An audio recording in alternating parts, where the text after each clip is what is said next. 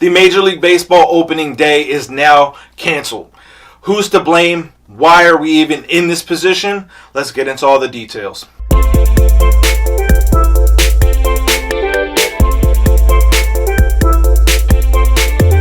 What's going on, baseball fans? Jeremy Laracuente here for the Baseball Banter Broadcast. And as I said in the opening day on March 31st is now canceled. We have no idea when the actual games are going to start for Major League Baseball.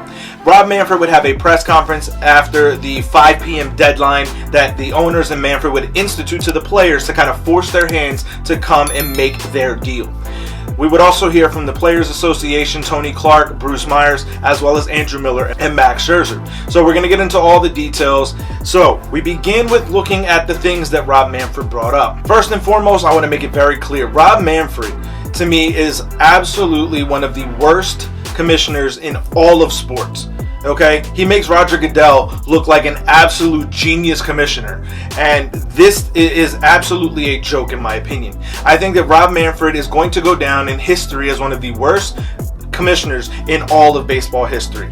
That being said, we have a shirt up now on baseballbanterbroadcast.com, the decommissioner of MLB. So make sure you head over to baseballbanterbroadcast.com, use the promo code BANTER, and get yourself that shirt to parade around to explain away the absolute moronity that is Rob Manfred. Now, in his press conference, all of the concessions that the owners and he and his office made to the players. They met them in the middle for a $700,000 minimum salary for all players across Major League Baseball. Cool, thank you. That is very good for those players coming up into the league, those 1 to 3 year players. That also helps with those future arbitration cases. That's a very good start. You should have met in the middle. To be able to have players reach the major leagues and still not be able to command a salary that is worth their talent and their skills, to me, this is a very good concession on both sides. The players wanted more, the owners and Major League Baseball wanted less. You meet in the middle. That's how you negotiate a deal. Now, where the players and the owners are on complete opposite sides, one of the issues is on this bonus pool that they're going to offer to Super 2 players. Now, those Super 2 players are those players between 1 and 2 years, just before they hit 3 years and arbitration, that absolutely qualify as one of the elite stars in the game, that they kind of push their status into another bracket. They're offering, the owners and Major League Baseball Commissioner Rob Manfred are offering a $30 million pool for this money. The Players Association is looking for $85 million. Now, that's a big gap. $55 million is a very big gap when you're trying to figure out this brand new pool of money to offer these players as an incentive, as well as being able to offer them a compensation for being some of the best players in all of baseball. Now, yes, this is a brand new thing, and to kind of figure out the middle ground on this can seem rather tricky. But in my opinion, if you were to add another 15, maybe 20 million, get to 45 to $50 million, you meet the union halfway on their proposal of $85 million. To me, while this may not seem like a huge deal, an additional $15 million to Major League Baseball is absolutely nothing. As an organization, Major League Baseball is a billion-dollar industry, over a billion-dollar industry.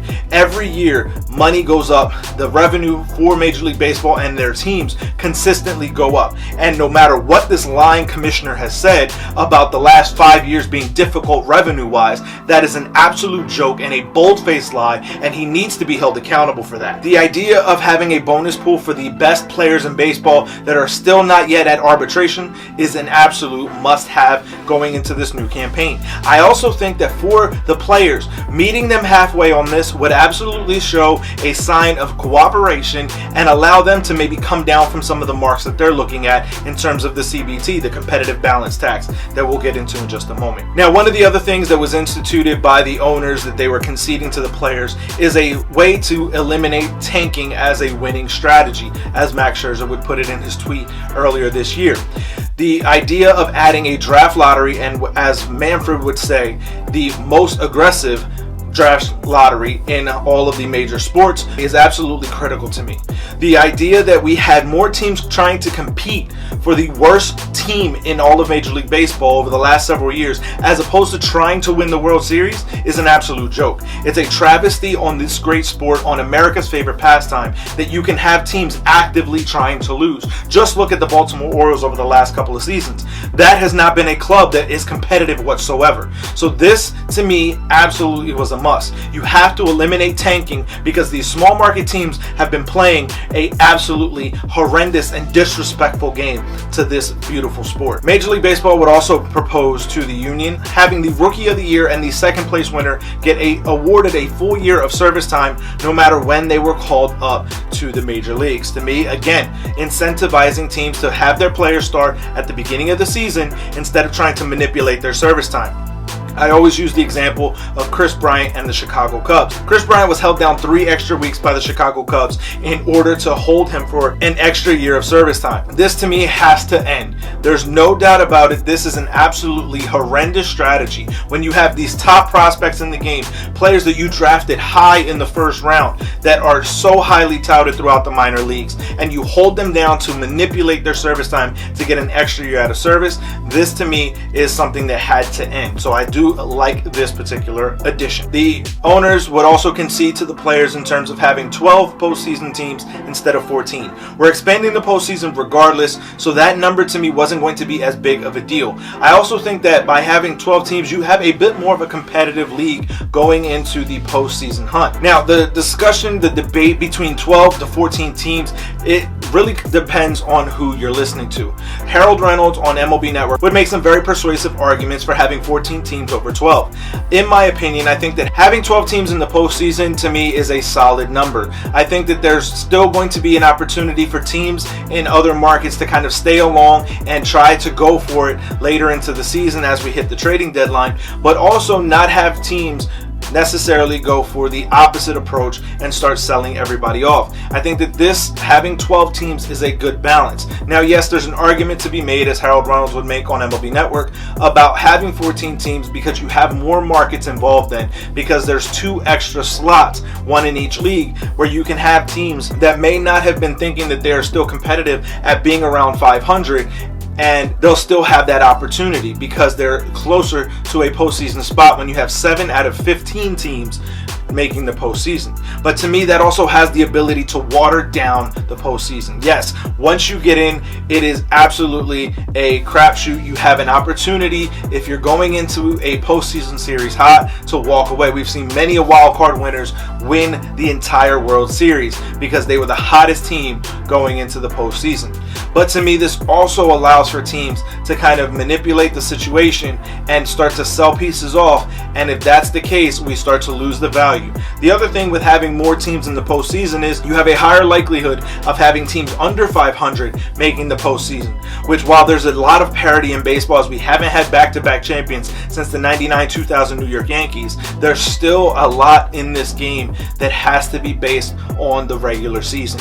By having this one extra team and having 6, you have the best seed team have a bye in that first round. That makes winning the division and winning the best record in your league that much more valuable. Having that 7th team in the postseason makes it so that the first 2 get that, then it's not quite as valuable as having just 1 seed get the bye. Some of the other things that were discussed were the addition of a pitch clock, regulating the shift, and obviously the universal DH. I've made my stance on the universal DH very, very clear. I absolutely believe that it is a must going into 2022 and beyond. The pitch clock to me is a very strong thing to have, as I think that we have a very serious pace of play issue going into this new 2022 campaign and beyond. There's a lot of time in between pitches, and having a pitch clock on there is only going to help shorten the time in between. Now, yes, it's not going to change the overall length of games, in my opinion, by a drastic amount, but every little bit helps. And as far as eliminating the shift, I think that there's opportunities for guys to learn how to work against the shift,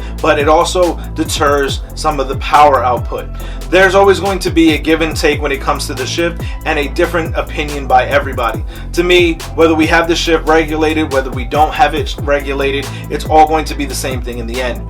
There's going to be players who are going to learn how to work against the shift and be able to beat that, and players that are going to fall into it. But doing something to kind of help that situation along isn't necessarily a bad thing. Now, Rob Manfred said that the first 2 series of the year are going to be canceled. That means that by March 8th, that would be the earliest the spring training camps could begin in order to have a season going into the 2022 campaign. The longer that this CBA negotiation continues to go, the more and more games that we're going to lose. The further further back that the season gets pushed, now you have things really being called into question. We have the 75th anniversary of Jackie Robinson breaking the color barrier this coming April 15th. That is now in jeopardy because of pushing the season back and canceling games.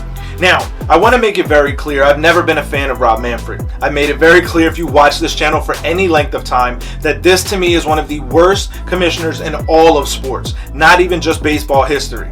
But when you look at what he has done, this has been a bold-faced lie after bold-faced lie after bold-faced lie.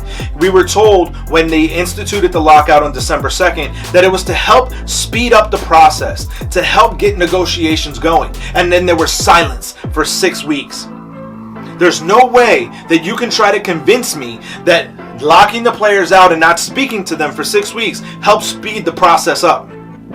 We would see in the last week more conversations than we saw for the 6 weeks after the lockout was instituted.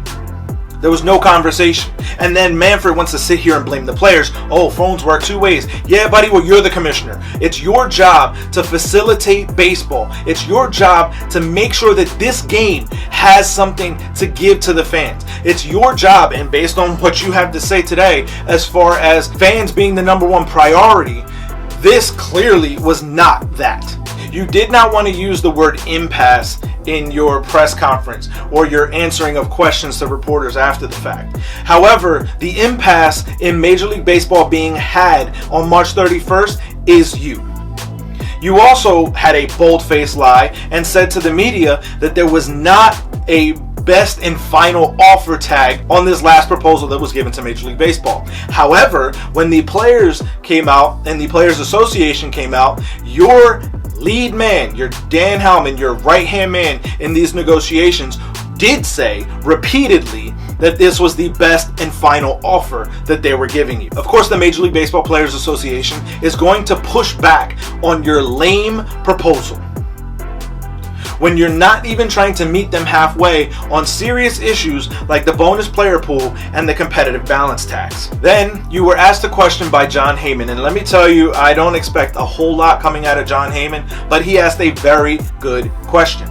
He asked you if this proposal was supposed to be the best offer that the owners had for the players. Why were there 3 consecutive years that the competitive balance tax did not move from $220 million? Just by looking at the numbers, baseball is making more and more money each and every single season. And you're telling me that for 3 straight years you have to keep the CBT, the competitive balance tax, at the exact same rate, not accounting for inflation.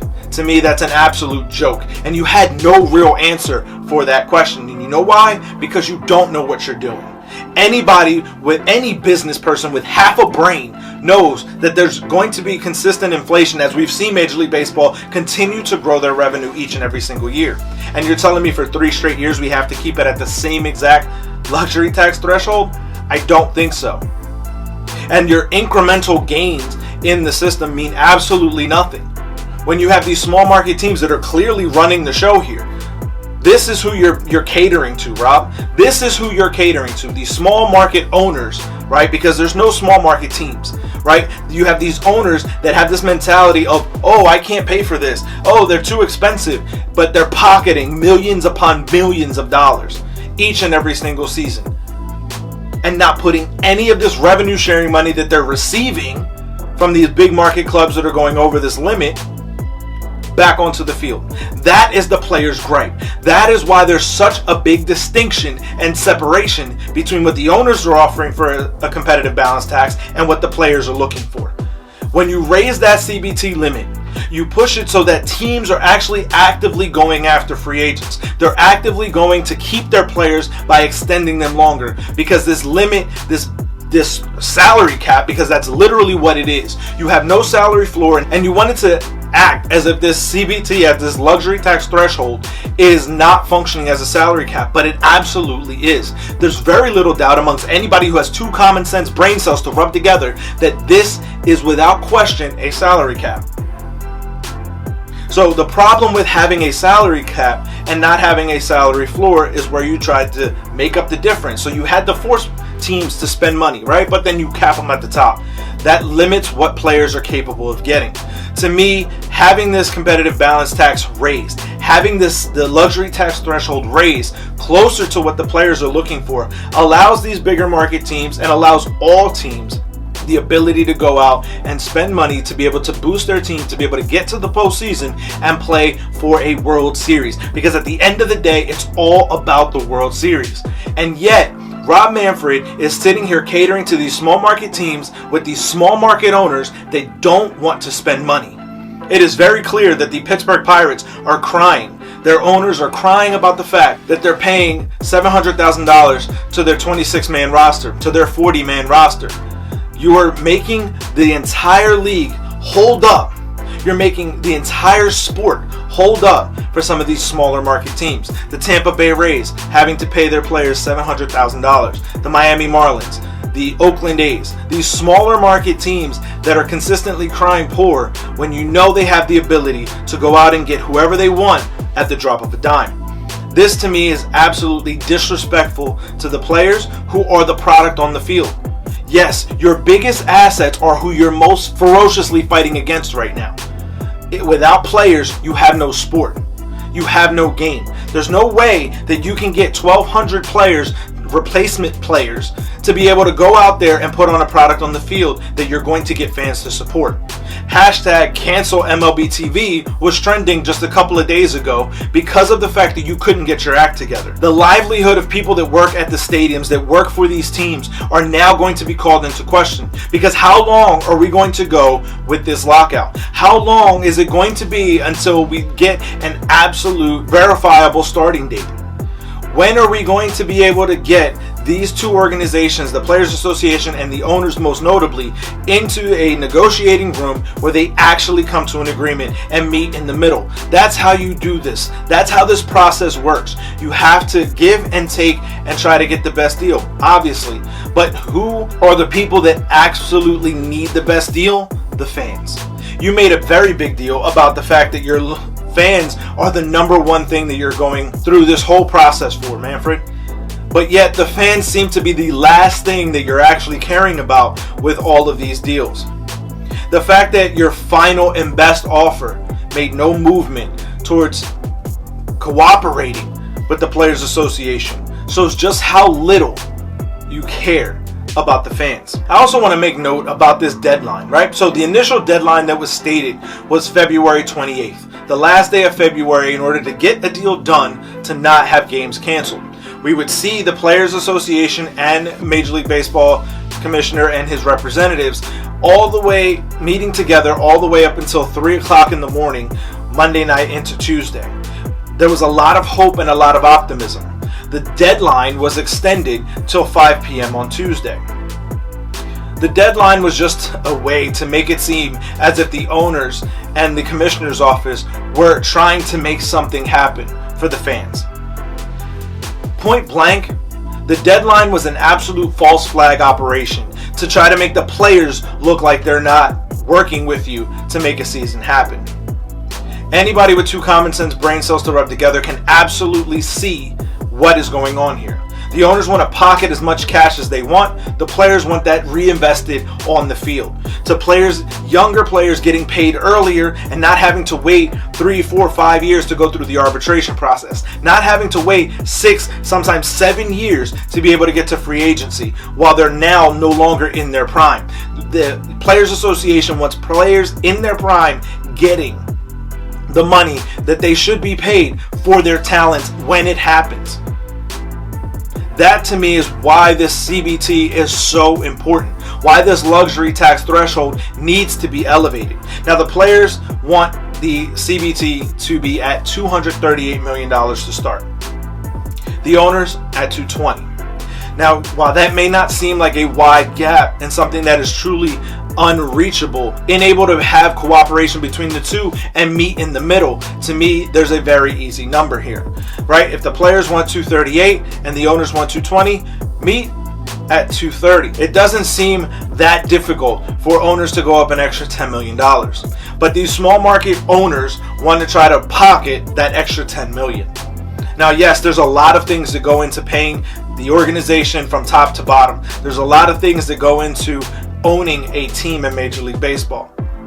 But the idea that these owners are incapable of going after the top talent to boost their team, to better their chances to the postseason and to the World Series is an absolute joke. Rob would blame the players as to why there was no negotiations really going into this final week. The last 10 days or so, the owners and the players would meet. The last 10 days or so, and really the last 24 to 48 hours is really where there was a lot of conversation and negotiation going down. Manfred would say that the reason why that happened was because of the players. However, as we would hear from Tony Clark and the Players Association, when the lockout was instituted on December 2nd, they heard nothing for 6 weeks. 6 weeks. Nothing was happening. Nothing, no proposals were being made. Rob Manfred tried to say that the league has made a ton of proposals to the Players Association. They made the final proposal to them, and that they're going to be the ones that the Players Association needs to send a proposal back to the owners and Manfred's office. If you had sent a real final proposal for the day, we would have baseball.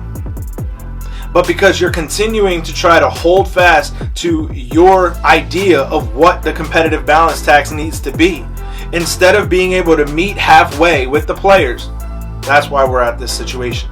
That's why we're at the impasse that we're at. You want to keep discussing, Manfred, about the international draft and how that will make it easier for some of these other clubs to be able to compete with some of these higher revenue generating teams. Having an international draft is absolutely going to be no different to these small market teams. And I'm going to tell you exactly why. Because they're not paying their players as it is. Think about all of the amazing stars that have come out of the Tampa Bay Rays organization. They all get traded. Think about the amazing stars that have come through the Oakland A's organization. They get traded. Think about the Miami Marlins organization. They get traded. Tell me exactly how an international draft is going to help any of these small market teams. When you have players that get drafted like Christian Yelich, Giancarlo Stanton, get traded away from the Miami Marlins. David Price gets traded away from the Tampa Bay Rays, just as they're about to start making significant money.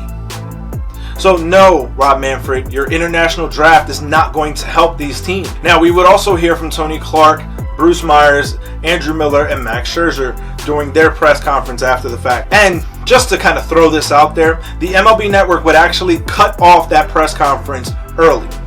Now, I made this point on Twitter, and I'm going to reiterate it here. Rob Manfred would basically have MLB Network not re-sign Ken Rosenthal because of an article Ken wrote for The Athletic back in 2020. Now here we have the Players Association having their say, getting their view, their point out as to what happened over these negotiations, and MLB Network cuts it off. Now, I'm not saying that it was a call from Rob Manfred that told them to cut it short, but if the shoe fits, wear it. The Players Association felt that these proposals and the way that Rob Manfred and Major League Baseball owners handled situations was trying to intimidate the players and trying to intimidate their fraternity of players. Tony Clark would also state this, and it was such a powerful statement. The lockout was the ultimate weapon used against them. Tony Clark would also state that the Players Association would spend the first 6 weeks making themselves available. During the conversations that they had prior to the lockout in Dallas, they would make themselves available. Throughout this entire last 10 days, they have made themselves available. And yet the league is trying to make it seem as if the players and the Players Association was not trying to meet them at the table. The Players Association is looking for a fair and just deal, something that allows the players, the younger players in the game, to be paid, as well as being able to make sure that the veteran players that are making a bit more money are not going to be penalized because teams are no longer looking to spend because they're approaching that luxury tax threshold. We heard a lot of conversation about sponsored patches on jerseys. That was something that the Players Association proposed to Major League Baseball as a way to make even more revenue. Nothing was done with that. So there was a lot of things that came out of these negotiations, a lot of things that came out during these final couple of days where everything kind of felt as a fast and furious pace and that came to a screeching halt. So now there's very little doubt in my mind that at some point this season we will have baseball. To me, the idea of having Rob Manfred as the commissioner is an absolute hindrance to the game. There are a number of other potential candidates that could very easily come into those shoes and to me do a much better job. A trash can used by the Houston Astros in 2017. The gopher that tells us there's 6 more weeks of winter. At this point, literally anyone else would do a better job of trying to sustain the game of Major League Baseball than Rob Manfred has been doing. There's no doubt about it in my mind that baseball will happen in 2022. How long that takes to me is going to be based on the absolutely moronic ego of Rob Manfred. I think he is the biggest hindrance to us getting a deal done. I also think that by catering to these small market owners, Rob Manfred is absolutely holding Major League Baseball hostage. For me, while yes, I was not in the room to hear the negotiations, to hear the back and forth, to hear what each side is looking for. But through the things that have been made public, there's no doubt about it that there is a middle ground to be had on both sides. Yes, there's going to take concession by both the owners and the players in order to make a deal happen. But to me, the numbers aren't as far apart as one may think. As long as we have the right person having those conversations with the union to be able to make that happen. To me, Rob Manfred is the reason why we're not having baseball right now. And yes, he may be the forefront, the bearer of the bad news, but to me, there's a lot going on under the surface with Rob Manfred as commissioner that just doesn't fit. The lockout did not speed up the process. Meeting in the middle is where concession happens, not sticking to your original proposal no matter the consequences.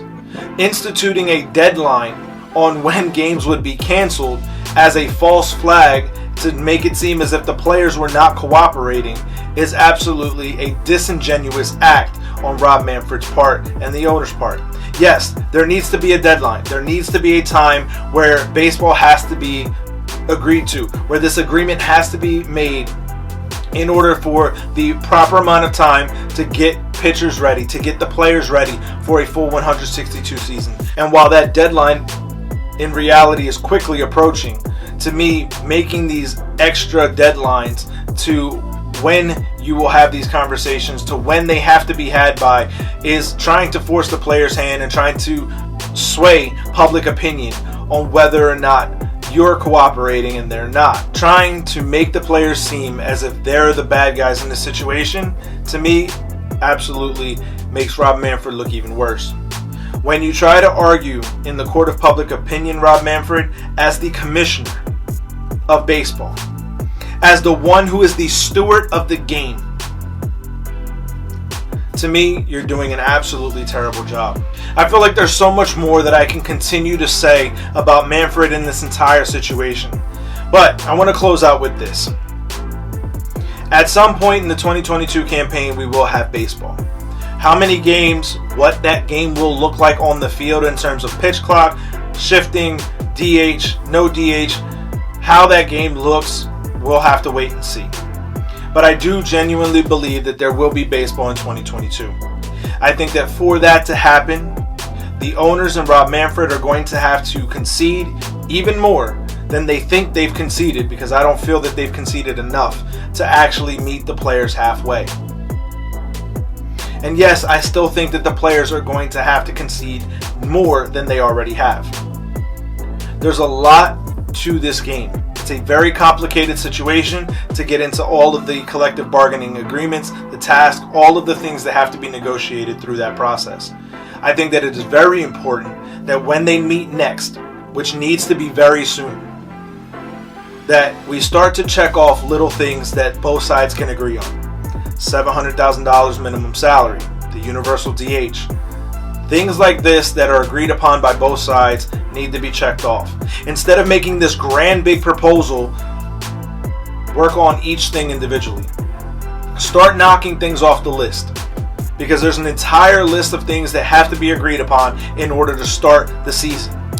Knock them down. Knock them off. Stop trying to tie one thing into another. 14 postseason teams tied into $725,000 minimum salary. Don't pair them, because having to negotiate one part and concede on one part to get something else, to me, is not going to be the benefit of the game. It's not going to help the game sustain itself long term. There's already a ton of animosity between both sides. The players are more unified than they ever have been. They're not going to concede readily. But if we start dealing with things on an individual basis, start taking things down the list and knocking them off, agreeing to something and moving on. We know that the CBT, the competitive balance tax, is going to be the big issue. It always will be the biggest issue. It will always be the biggest impediment to getting this deal done fast. It will be the biggest impasse to getting this deal done. However, there's a lot of little things that we can check off along the way to make this process speed up. To make it so that we don't lose important days like Jackie Robinson Day. To make it so that we don't lose the integrity of a full 162 game campaign. The longer this drags out, the more and more that Rob Manfred needs to be fired or resign from his position. So I've gone on long enough. Let me know your feelings on all of this down in the comment section below. I think that there's a lot here. There's a lot to be said, and I could probably go on for another 45 minutes on this particular issue, because it's just that infuriating to have Rob Manfred be the face of baseball being held up. And yes, it takes two sides. I understand. It takes two sides to negotiate to come to a deal. But in my opinion, okay, and that's what this whole rant has been about, my opinion on this issue, I think that the players are not looking for anything absolutely exaggeratory. I think that what they're looking for, as Tony Clark would call it, is a fair and just deal. There's very core pillars of what the league, the Players Association, is looking for. Getting the younger players paid earlier when they're in their prime, when they're their most valuable selves. And also being able to have veterans be able to sign on to a team later on, because that competitive balance tax, where they would otherwise just try to hold on to these younger players because they're cheaper, even though this other player may be more valuable to them, just not to go over the luxury tax. To me, there's absolutely a middle ground to be had on all of these issues, and it's time that baseball and Rob Manfred step up as the steward of the game and get it done. But I've gone on long enough. Let me know your thoughts on everything down in the comment section below, and we can continue the discussion. As always, check out baseballbanterbroadcast.com. Again, we have this new shirt up right now, the Decommissioner of Baseball. So make sure you check that out and use promo code BANTER to save 5% off your order. Thank you guys for tuning in. Keep it locked in all season.